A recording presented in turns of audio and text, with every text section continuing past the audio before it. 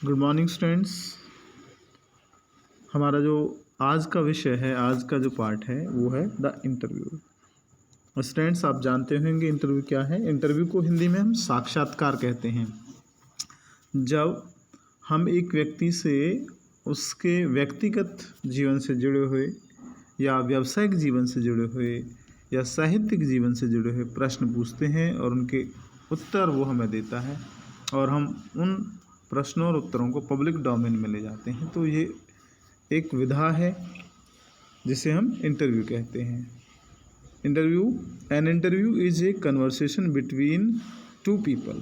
अब इंटरव्यू का मीनिंग क्या है? इंटरव्यू दो लोगों के मध्य की वार्तालाप है। द इंटरव्यूअर साक्षात्कार लेने वाला एंड द इंटरव्यू और जिसका साक्षात्कार लिया जाता है।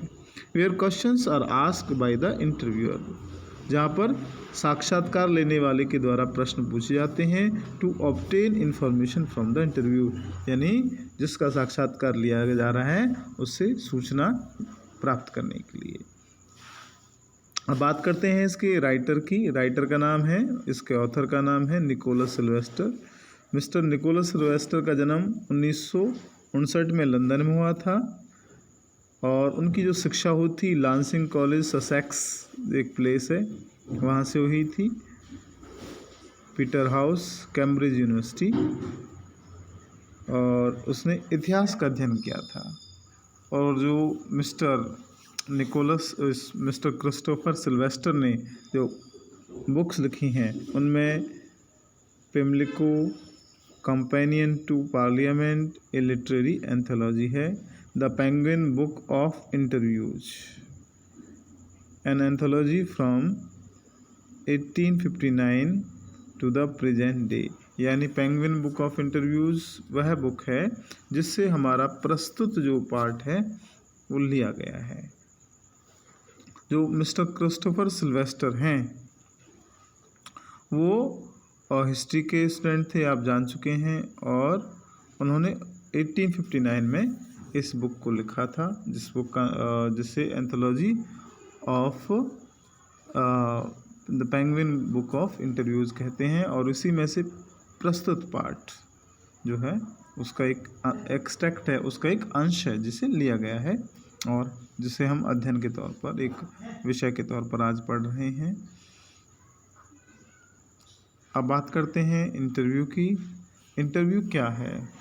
Since it's invention a little over 130 years. भाई जो इंटरव्यू है इसको 130 साल हो गए हैं खोजे। The interview has become a common place of journalism होती है पत्रकारिता। तो जब पत्रकार होते हैं वो किसी सेलिब्रिटी के पास जाते हैं, उससे जुड़े प्रश्न पूछते हैं, उन्हें प्रकाशित करते हैं, तो वो क्या कहलाता है? इंटरव्यू कहलाता है। और 130 सालों से चला आ रहा है। Today almost everybody who is literate, लगभग हर कोई जो पढ़ा लिखा है, will have read an interview, उसने कोई ना कोई इंटरव्यू पढ़ा होगा at some point of their lives, अपने जीवन के किसी मोड़ पर। While from the other point of view, जबकि दूसरे दृष्टिकोण से several thousand celebrities have been interviewed, कई हजार सेलिब्रिटीज हैं, विशिष्ट लोग, उनका इंटरव्यू हो चुका है over years, some of them repeatedly, और उनमें से कुछ का इंटरव्यू तो बार बार हुआ है। अब बात करते हैं इंटरव्यू क्या है, इसके बारे में लेखक के क्या विचार हैं। लेखक कहता है it is a supremely serviceable medium of communication. Interview communication का, संचार का, सूचना के आदान प्रदान का सुप्रीमली सर्विसेबल, बहुत काम का माध्यम है। These days, more than at any other time, our most vivid impressions of our contemporaries are through interviews. जो हमारे सबसे ज़्यादा स्पष्ट और सटीक जो सूचनाएं होती हैं, आती हैं सेलिब्रिटीज़ के बारे में, वो इंटरव्यू के द्वारा ही आती हैं। इस तरह से हम देख सकते हैं इंटरव्यू बहुत ही महत्वपूर्ण भाग है। अब बात करते हैं इंटरव्यू का थीम क्या है, इसका विषय क्या है। अब बात करते हैं इसका विषय, किस विषय पर लिखा गया है। द एसे, अब इंटरव्यू क्या है, एक एसे है, निबंध है।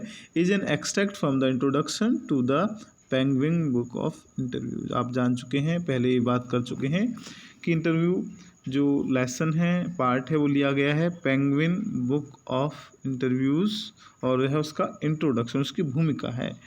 It discusses the interview as a communication genre that has come to stay, यानी एक संचार का एक जैनर है, एक विधा है, ये माध्यम है।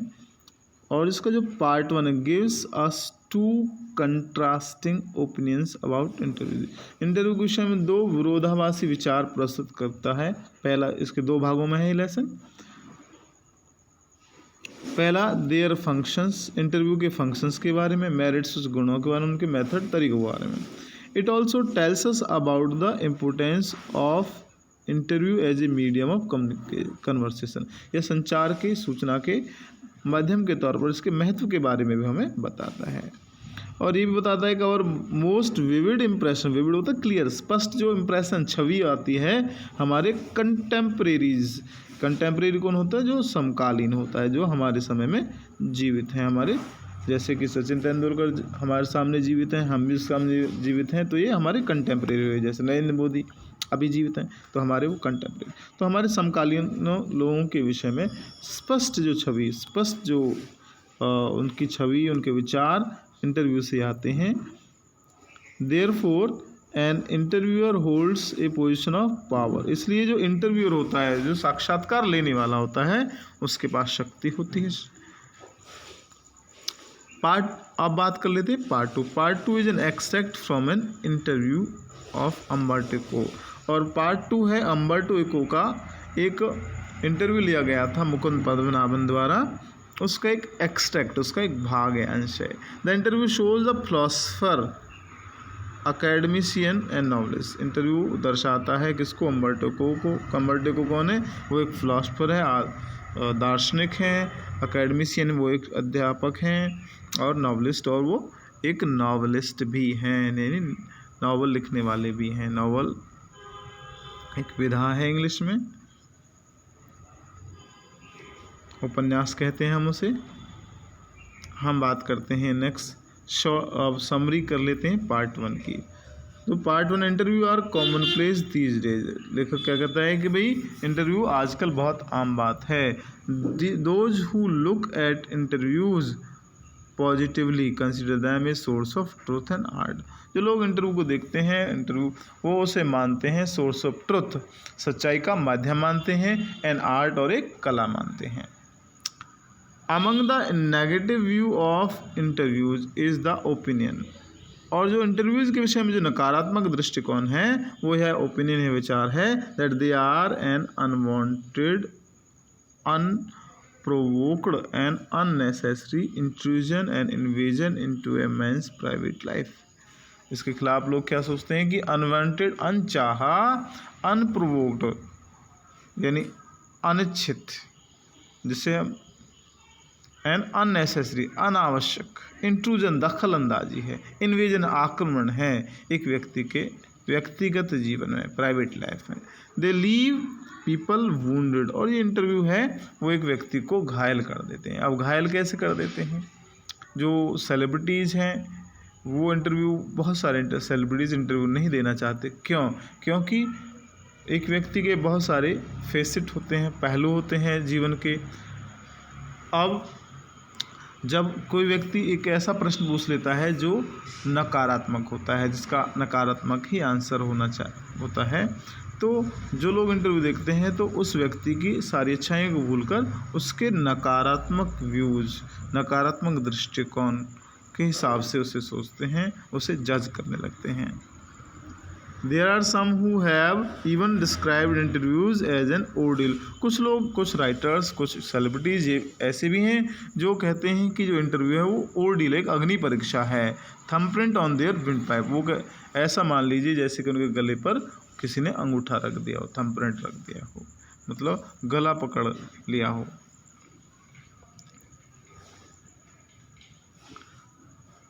But in the modern world, परंतु आधुनिक दुनिया में interviews are a supremely serviceable medium of communication. ये अब लेखक कहता है कि भाई ये सुप्रीमली सर्विसेबल, बहुत ज़्यादा काम के माध्यम है संचार के, and help to create impressions of our contemporary, और हमारे समकालीनों के जो विचार हैं, उनके भाव हैं, वो हमारे सामने प्रस्तुत करते हैं, उन्हें उनका निर्माण में सहायता करते हैं। The interviewer holds a powerful position and influence, और जो इंटरव्यू लेने वाला होता है वो शक्तिशाली स्थिति में होता है और इन्फ्लुएंस प्रभावशाली स्थिति में होता है, क्योंकि वो ऐसा प्रश्न पूछ सकता है जो इंटरव्यूई को साक्षात्कार जिसका लिया जा रहा है उसे असहज कर सकता है। इसलिए वो इंटरव्यूअर पावर की यानी शक्तिशाली स्थिति में होता है। अब बात करते हैं वीएस नायपॉल। अब अलग अलग जो लेखक हैं उनके अलग अलग इंटरव्यू के विषय में विचार इसमें प्रस्तुत किए गए हैं। जैसे वीएस नायपॉल है जो कि इंडियन ओरिजिन के राइटर हैं, जो कि अफ्रीका में जिनका जन्म हुआ था। वो कहते हैं वीएस नायपॉल महसूस करते हैं that some people are wounded by interviews and lose a part of themself. कुछ लोग इंटरव्यूज़ के द्वारा घायल हो जाते हैं, अपना कुछ हिस्सा वो खो देते हैं, मतलब उनकी प्रेस्टीज कुछ कम हो जाती है अगर वो किसी प्रश्न का नेगेटिव आंसर दे देते हैं। तो अब बात करते हैं लेविस कैरोल की। कौन है लेविस कैरोल? लेविस कैरोल हैं वो creator of Alice in Wonderland. Alice in Wonderland के रचनाकार हैं। उसने कहा he was said to have had a just horror of interviewers। वो इंटरव्यूअर से बहुत ज़्यादा भयभीत रहते थे। And he never consented to be interviewed, और उसने कभी भी इंटरव्यू लेने की साक्षात्कार की कोई सहमति कभी दी ही नहीं। अब बात कर लेते हैं रुडयार्ड किपलिंग की। जो रुडयार्ड किपलिंग हैं, रुडयार्ड किपलिंग महसूस करते थे कि expressed an even more condemnatory attitude. उनका जो बहुत ज़्यादा कंडेमनेटरी एटीट्यूड है, मतलब वो बहुत ज़्यादा बुराई करते थे, उनका दृष्टिकोण बुराई वाला था इंटरव्यू के विषय में। वो इंटरव्यूअर की बहुत बुराई करते थे, साक्षात्कार लेने वाले की। और हिज वाइफ कैरोलिन राइट्स इन हर डायरी। उसकी पत्नी कैरोलिन अपनी डायरी में लिखती हैं, जो डायरी की एंट्री है 14 October 1892 that their day was racked by 2 reporters from Boston. एक बार उनका इंटरव्यू लिया गया था वो बॉस्टन के रिपोर्टर के द्वारा, और वो बहुत ज़्यादा परेशान हो गए थे रुडयार्ड किपलिंग। तो मिस्टर रुडयार्ड किपलिंग भी बहुत ज़्यादा भयभीत रहते थे और वो इंटरव्यू नहीं देना चाहते थे। Saul Bellow who has consented to be interviewed on several occasions, जिसने बहुत सारे अवसरों पर अपने इंटरव्यू यानी साक्षात्कार दिए हैं। Nevertheless, फिर भी once described interviews as being like thumbprints on his windpipe। वो कहते हैं कि भाई ये ऐसे जैसे कोई मेरा गला पकड़ के कोई प्रश्न पूछ रहा हो, मतलब इसे बहुत खतरनाक मानते हैं। H.G. वेल्स जो राइटर हैं, वो एक इंटरव्यू में 1894 में कहते हैं कि वो इंटरव्यू देना है वो एक कठिन परीक्षा है, अग्नि परीक्षा है। ओर्डील होता है अग्नि परीक्षा। But was a fairly frequent interviewer, परंतु उसने बहुत बार इंटरव्यू लिया है लोगों का। And 40 years later found himself interviewing Joseph Stalin, और जोसेफ स्टालिन का इंटरव्यू भी उन्होंने 40 साल बाद लिया था। तो ये अलग अलग लोगों के व्यूज़ हैं। अब बात करते हैं Denis Brian. Almost everything of moment reaches us through one man asking questions of another. वो कहता है कि भाई जो सारी चीज़, जो सारे प्रश्न जो हमारे मन के होते हैं, कोई दूसरा व्यक्ति पूछता है और उस सूचनाएं हम तक पहुंच जाती हैं। इसके द्वारा interview holds a position of unprecedented power and influence. इस वजह से जो इंटरव्यू है वो अनप्रेसिडेंटेड, मतलब जिसके जैसी कोई शक्ति या प्रभाव नहीं है, ऐसी स्थिति में इंटरव्यू है। तो ये अलग अलग जो राइटर्स हैं उनके व्यूज़ हैं इंटरव्यू के विषय में। अब बात करते हैं इसका जो पार्ट टू क्या है। स्टूडेंट्स, पार्ट 2 एक नेम ऑफ द रोज़ लिखा था अम्बर्टो इको ने, उससे जुड़ा हुआ है। और अम्बर्टो इको का एक तरह से इंटरव्यू लिया गया था, मुकुंद पद्मनाभन ने वो इंटरव्यू यहाँ पर है दिया गया है उसका। यहाँ पर हम समरी पढ़ेंगे। अब बात करते हैं it is an excerpt from an interview of professor Umberto Eco. यह अम्बर्टो इको के इंटरव्यू साक्षात्कार का एक एक्सर्ट है, उसका एक उद्धरण है, उसका एक अंश है। In his interview with Mukund Padmanabhan, और ये इंटरव्यू दिया था मुकुंद पद्मनाभन को दिया गया इंटरव्यू है, उसका भाग यहाँ पर हम पढ़ रहे हैं।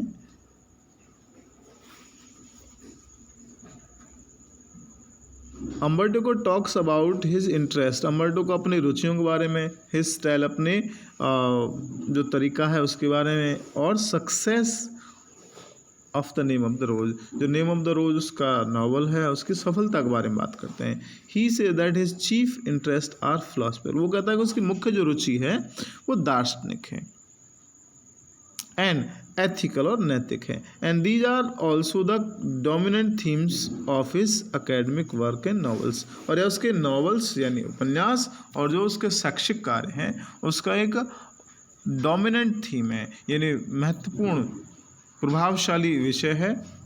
Even his books for children are about non violence and peace, और यहाँ तक कि उसकी जो किताबें हैं बच्चों के लिए वो भी नॉन वायलेंस अहिंसा और पीस शांति के विषय में ही है।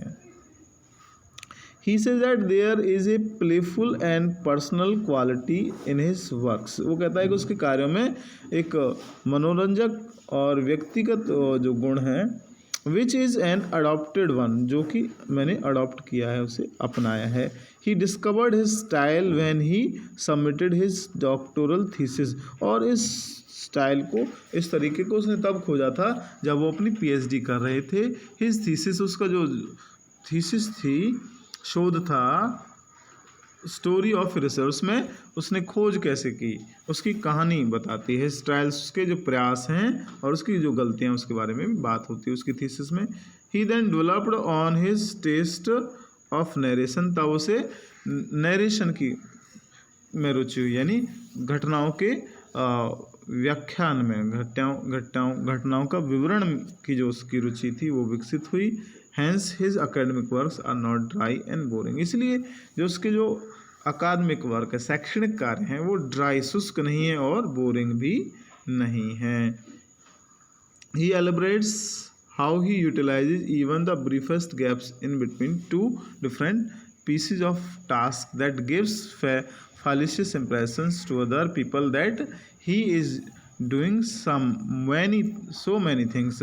अब वो बताता है कि वो किस तरह से जो एक कार्य और दूसरे कार्य के बीच का जो समय है उसका वो प्रयोग करते हैं अपने लेखन कार्य के लिए, और इससे लोगों को लगता है कि वह बहुत सारे कार्य एक साथ करता है, परंतु वो एक कार्य एक साथ एक समय पर ही करता है, बहुत सारे कार्य नहीं करता है। ही कॉल्स दीज गैप्स इंटरस्टाइसेस, वह इन जो गैप्स हैं, जो बीच में खाली स्थान है, उन्हें इंटरस्टाइस कहता है। Working during these interstices make him work wonders, और इन खाली स्थान के बीच में उसके कार्य करने की वजह से वो आश्चर्यजनक कार्य कर पाता है, सफलता प्राप्त कर पाता है। The name of the rose was a brilliant success and brought him spectacular fame, और जो नेम ऑफ द रोज उसका उपन्यास है वो उसे बहुत ज़्यादा सफलता मिली और उसे बहुत ज़्यादा प्रसिद्धि मिली इसके द्वारा।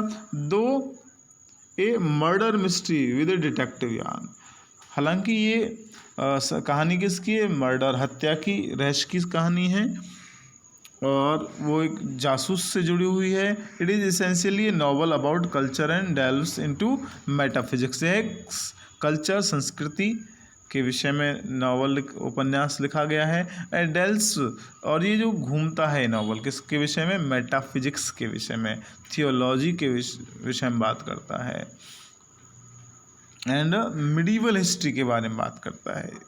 It's success could possibly be because of the difficult reading experience and interpretative reading that it offered to the reader who did not always seek easy reading experience. वो कहता है कि इसकी सफलता किस वजह से मिली, इसको सफलता मिली उन लोगों की वजह से जो डिफ़िकल्ट भाषा और डिफ़िकल्ट साहित्यिक रचनाएं पढ़ना चाहते थे, और इंटरप्रिटेटिव रीडिंग ऐसा अध्ययन जो इंटरप्रेट करे, व्याख्यान करे, एंड